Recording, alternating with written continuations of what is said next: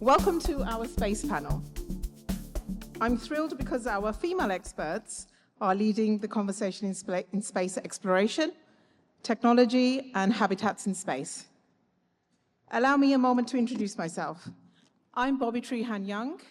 I'm a Microsoft subject matter expert and architect, and I've been a woman in tech for 2 decades. This inspired me to create my brand and business called Bobby London, which is a product-based luxury tech and travel brand designed for corporate professionals and the frequent traveler. As an ambassador of the GEC Space City, I've actively contributed towards the brainstorming sessions, collaborating closely with the team to shape our ideas and initiatives for the GEC Space Program.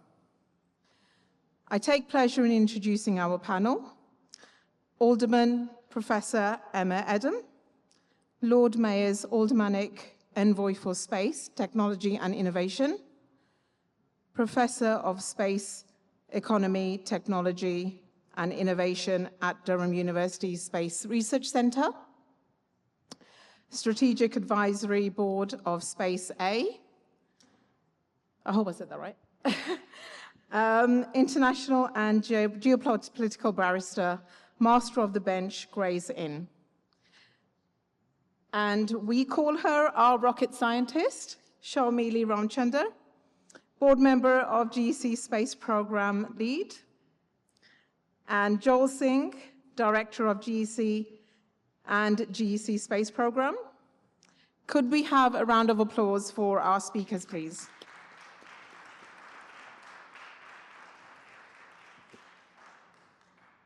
I would like to invite Alderman Professor Emma Adam to deliver our keynote.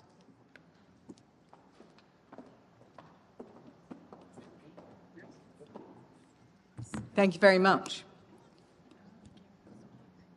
Your Royal Majesty, Your Royal Highnesses, distinguished guests, ladies and gentlemen, there is undoubtedly a rhythm to Africa. It beats through the continent, not just in its land, but in its energy, resilience, and the boundless potential of its people.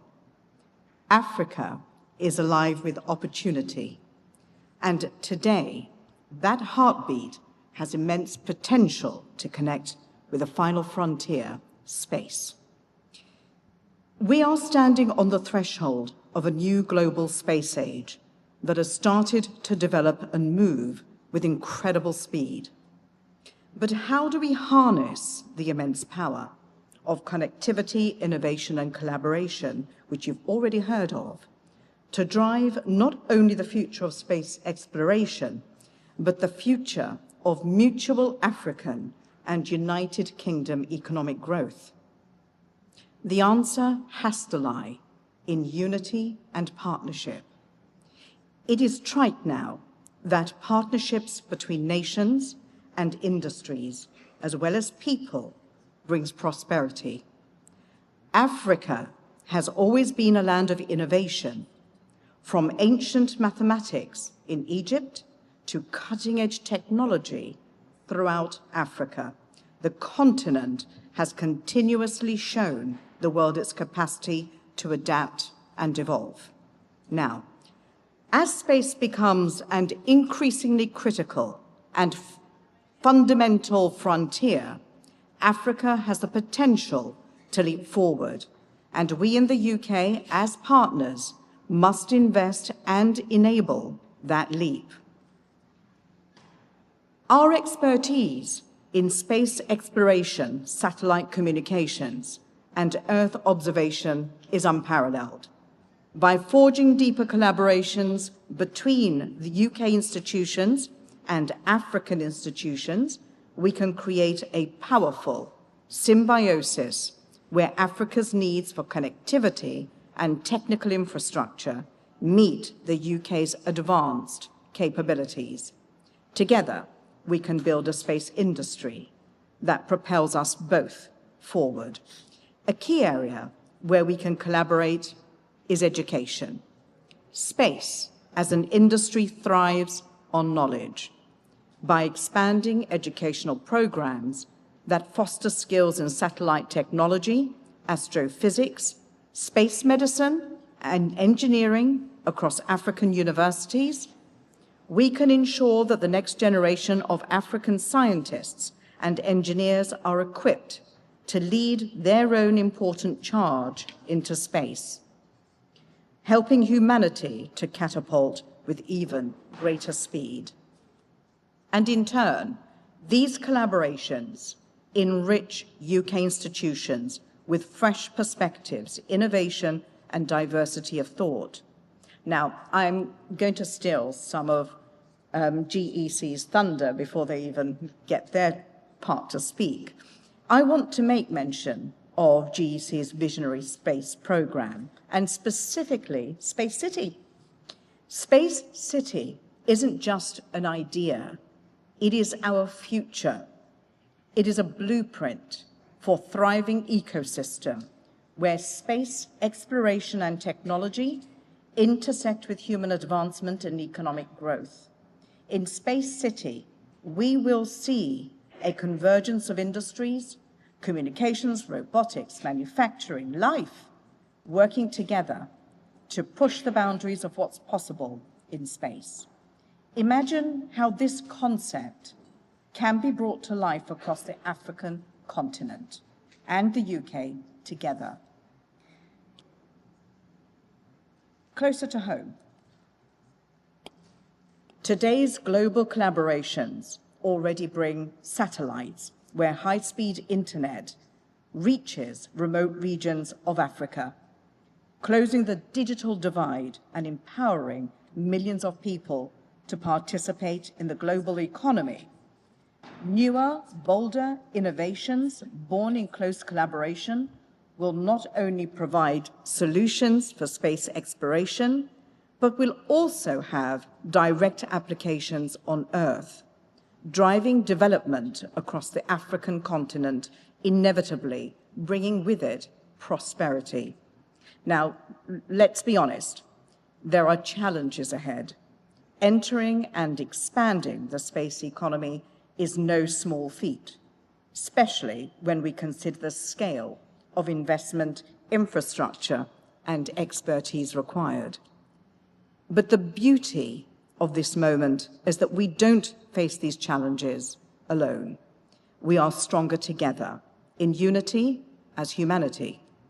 Our shared experiences, knowledge, and resources make it possible to overcome the hurdles ahead, no matter how vast they may seem right now.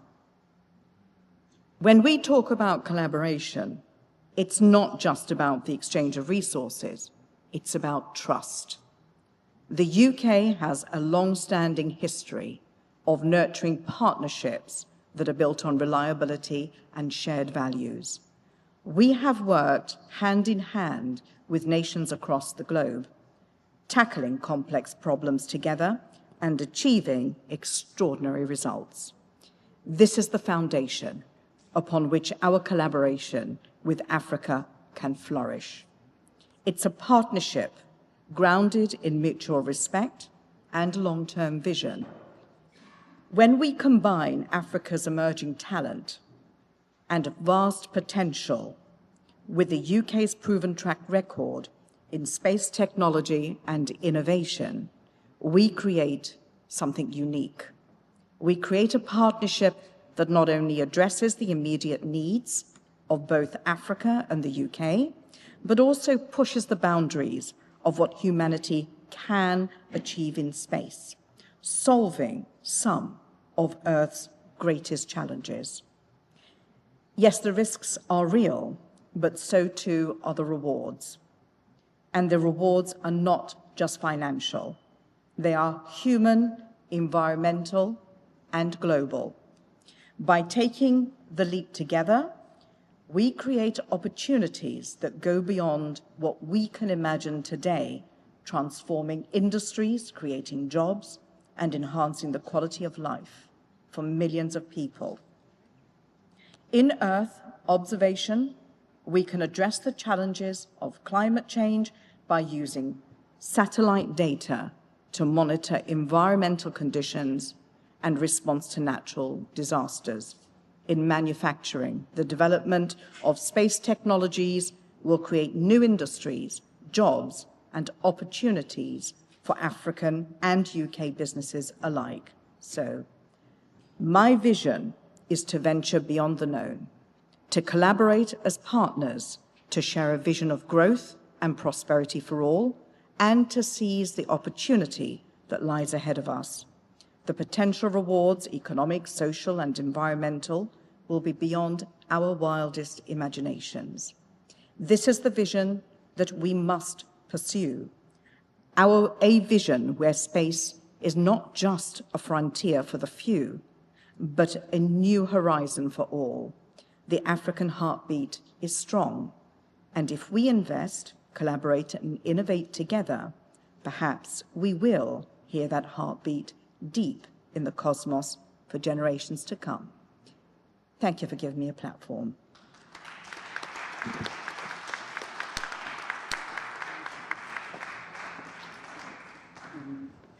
Okay.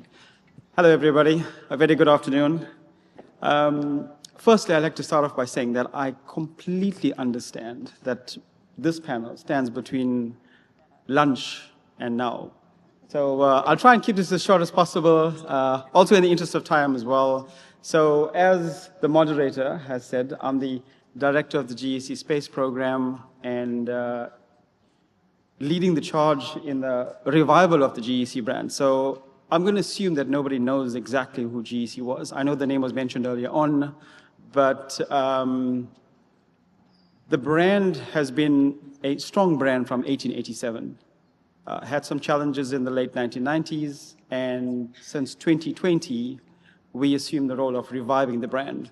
With that being said, the word revival is something where when you do come back from a sense where there's been a period or a lapse of the brand not being seen in the industry, you've got to come across strong.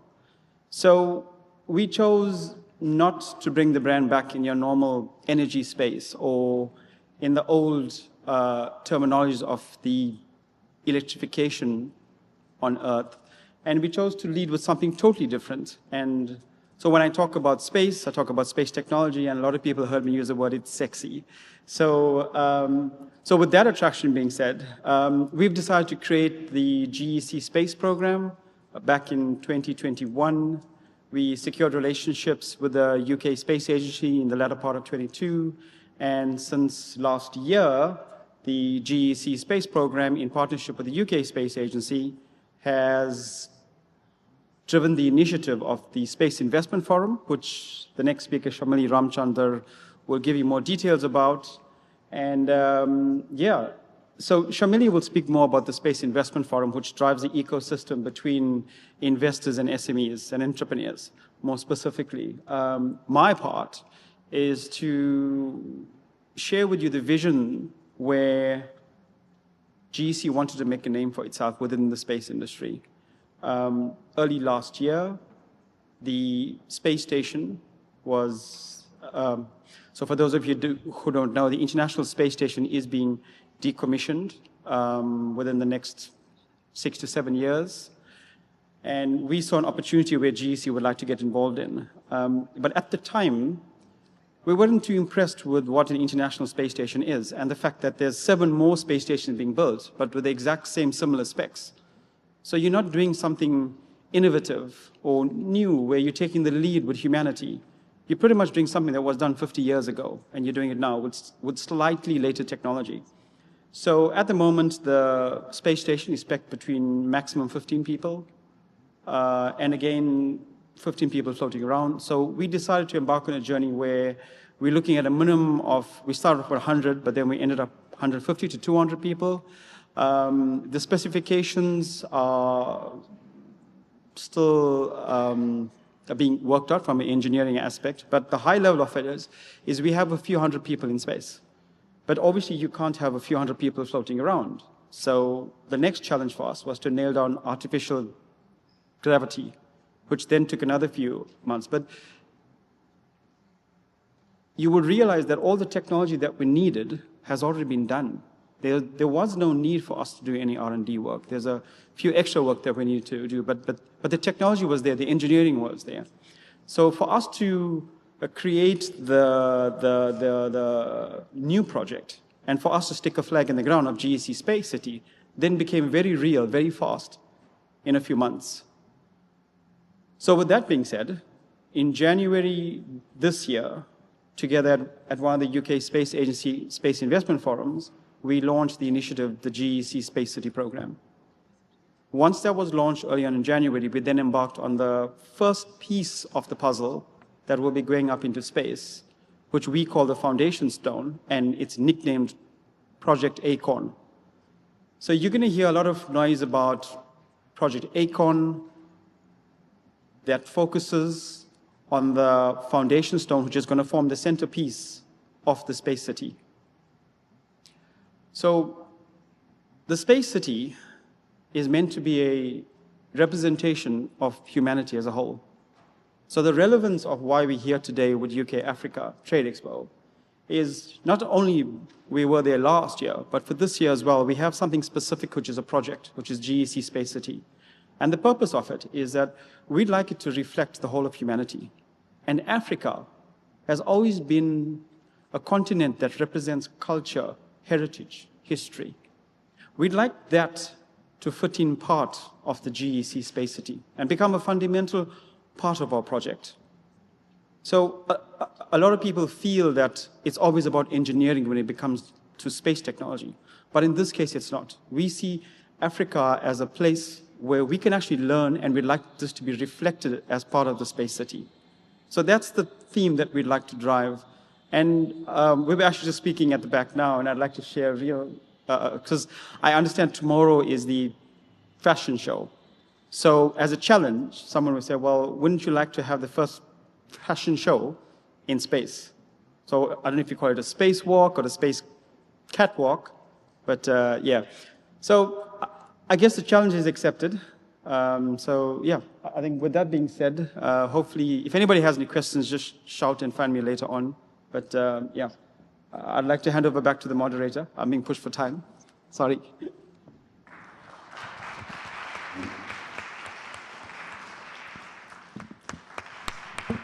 Thank you, Bobby. Her Royal Majesty, Excellencies, and distinguished guests, all protocols observed. Thank you very much, Bobby, but I think I'm going to move into fashion design for space instead of rocket science. So I would like to just share with you, Alderman Emma has mentioned the collaboration and the requirement to have a diverse culture be part of a space program. And in order to realize the General Electric Company's bold space program, collaboration and connecting the space ecosystem is key. No one company and no one country can do this on their own. So using these resources across boundaries to build supporting entrepreneurs and space startup companies is vital. It's not just about rockets. Let me share an example of what's needed to go into space. The ability to innovate and design space clothing in space habitats has not been done yet. We all need specific specialized space suits to walk around the moon and to be in the International Space Station, but have you ever observed what astronauts are wearing on the International Space Station? It needs to be more comfortable, more wearable, and innovation into those areas needs to be thought out. So in early 2023, on the back of GEC's space program, in collaboration with the UK Space Association and an events company, we established the first UK Space Agency's Space Investment Forum, many acronyms. This took place in May 2023 in London, and it was attended by NASA, the Dubai Government Space Program, European Space Agency, and startups and investors. It was oversubscribed by over 700 attendees applying to attend, and we only had space for 60, and eventually 120 people attended. On the back of that successful event, an advisory board was created to set up and plan and implement 2 further SIPs in 2024. This took place in Edinburgh in January this year, and we had international investors as far away as Japan. The second Space Investment Forum event took place in Leeds in March, where Lord Willett addressed the event. So investment in space continues to expand and be shaped as the space commercialization increases and more private companies are incorporated into this ecosystem and opportunities are created. I think it is a ripe opportunity for Africa and African companies to also participate because we learned how to survive on sparse resources. As a South African, they say an African always makes a plan. So it's, I think, vital and important to have that inclusion from Africa. Because we also bring in new ideas and diverse ways of thinking. And any management consulting company will tell you that diversity is key to utilizing resources, and it allows us to mentor and educate emerging businesses into the environment. So building bridges across countries and continents will take us beyond and into space. I also want to share with you that General Electric Company announced the Friends of the GEC Space City program. You can apply to be a Friends of GEC Space City joining. Details will be shared at the stand if you'd like to, or reach out to Joel, Bobby, or myself for further information. This allows you to be part of Project ACON, which Joel mentioned. Thank you very much, and enjoy the rest of the day.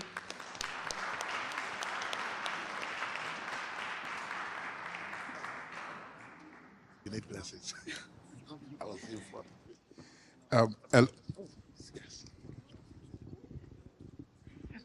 Hello.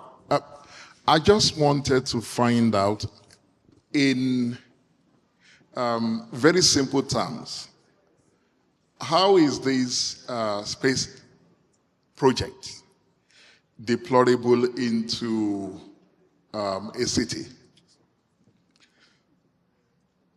In what way can this be deployed into a city?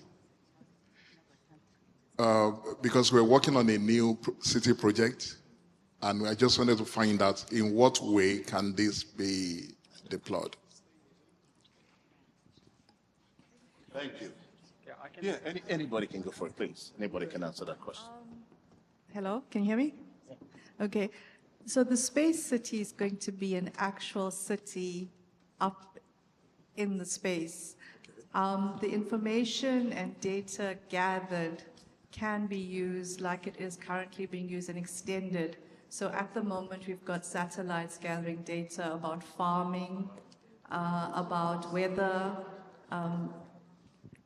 so whatever data is gathered can be utilized from GPS, roaming. Currently, you have maps and Google Maps.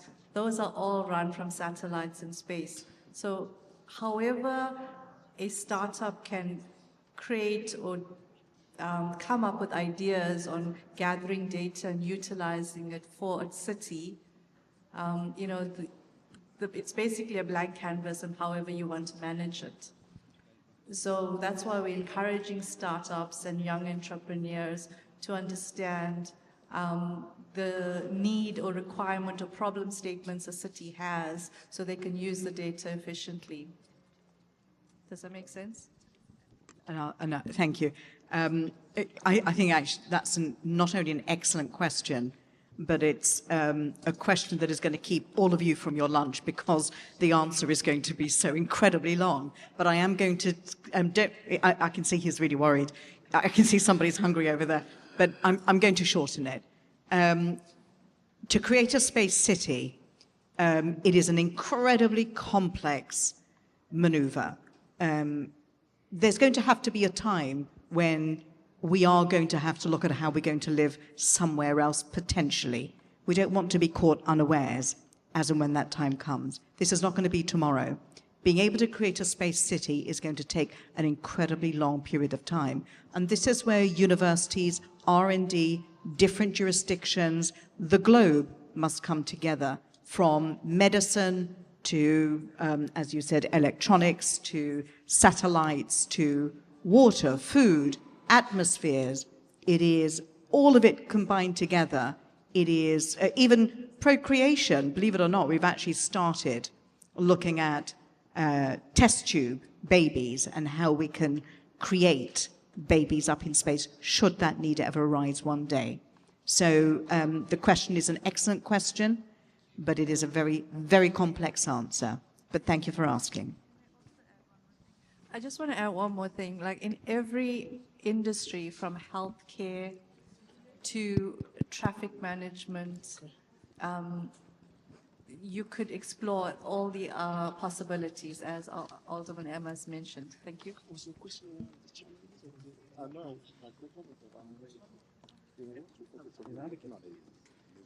Okay, now, all right. No one wanted to ask questions before. One more. So I can only take two. One more. All right? One from the One more. right, one from the left. Where's the microphone? Okay. I have a question.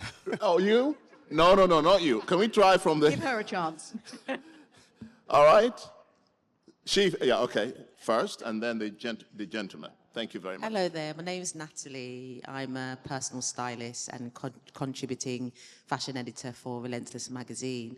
Now, I just wanted to ask a question around sustainability, eco-friendly practices, which is a very strong narrative now, and I think more consumers are aware of, eco-friendly initiatives. Now, how do you intend to implement such practices in the space realm?